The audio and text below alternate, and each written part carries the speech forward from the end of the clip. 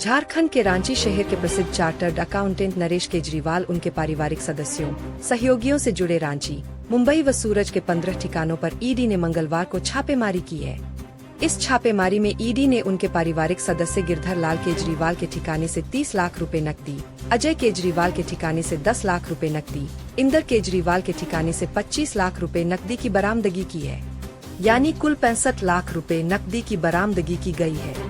इसके अलावा इंदर केजरीवाल के ठिकाने से 55 लाख रुपए मूल्य के सोने चांदी के बिस्कुट सिक्के भी बरामद किए गए हैं। ईडी को बड़ी संख्या में डिजिटल डेटा, बैंक रिकॉर्ड, विदेशी लेन देन से जुड़े दस्तावेज, इलेक्ट्रॉनिक उपकरण आदि मिले हैं। ईडी के अधिकारियों की टीम ने सीए नरेश केजरीवाल के रांची में चर्च कॉम्प्लेक्स स्थित कार्यालय में भी घंटों तलाशी ली। वहां से बड़ी संख्या में दस्तावेज की बरामदगी की सूचना है।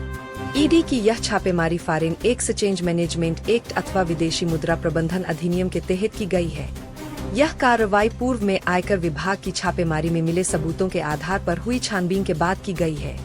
Chartered accountant CA Naresh Kejriwal Jharkhand के बड़े नेताओं के बैंक खातों के प्रबंधन को भी देखते रहे हैं।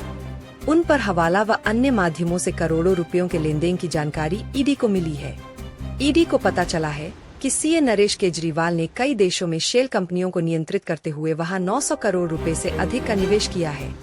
ये कंपनियां संयुक्त अरब अमीरात, नाइजीरिया, अमेरिका में बताई गई हैं। इन कंपनियों का प्रबंधन भारत से हो रहा था।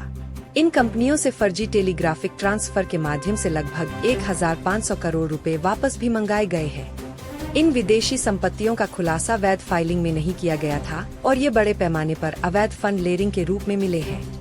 इन अनधिकृत सीमा पार लेन देन के डिजिटल व दस्तावेजी सबूत के लिए भी ईडी ने छापेमारी की है। ईडी जांच का मुख्य उद्देश्य यह पता लगाना है कि इन शेल कंपनियों के जरिए धन का प्रवाह किन किन व्यक्तियों और नेटवर्क तक पहुंचा तथा हवाला चैनल कैसे काम करता था। ईडी इस मामले को मनी लॉन्ड्रिंग के बिंदु पर भी देख रही है। 9 जून 2022 को आयकर विभाग ने ठिकाने से बरामद किए थे 25 लाख रुपए। 9 जून 2022 को आयकर विभाग ने सीए नरेश केजरीवाल के ठिकाने से 25 लाख रुपए नकदी की बरामदगी की थी। हवाला से लेन देन के सबूत भी मिले थे। उसी समय आयकर विभाग ने जांच में विदेशी शेल कंपनियों से जुड़े लेन देन की जानकारी जुटाई थी। आयकर विभाग के उसी केस में ईडी ने enforcement case information report (ECIR) किया था। आयकर विभाग की छापेमारी में मिली जानकारी अब ईडी अपनी जांच में आगे बढ़ा रही है।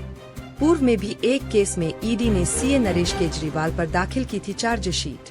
पूर्व में भी सीए नरेश केजरीवाल के विरुद्ध ईडी ने चार्जशीट दाखिल की थी। वह मामला दवा घोटाले से संबंधित था, जिसके आरोपित तत्कालीन IAS अधिकारी प्रदीप कुमार थे। सीए नरेश केजरीवाल पर दाखिल चार्जशीट में ईडी ने खुलासा किया था कि उन्होंने दवा घोटाले के आरोपित प्रदीप कुमार की अवैध संपत्ति को वैध बनाने के लिए शेल कंपनियों का सहारा लिया था।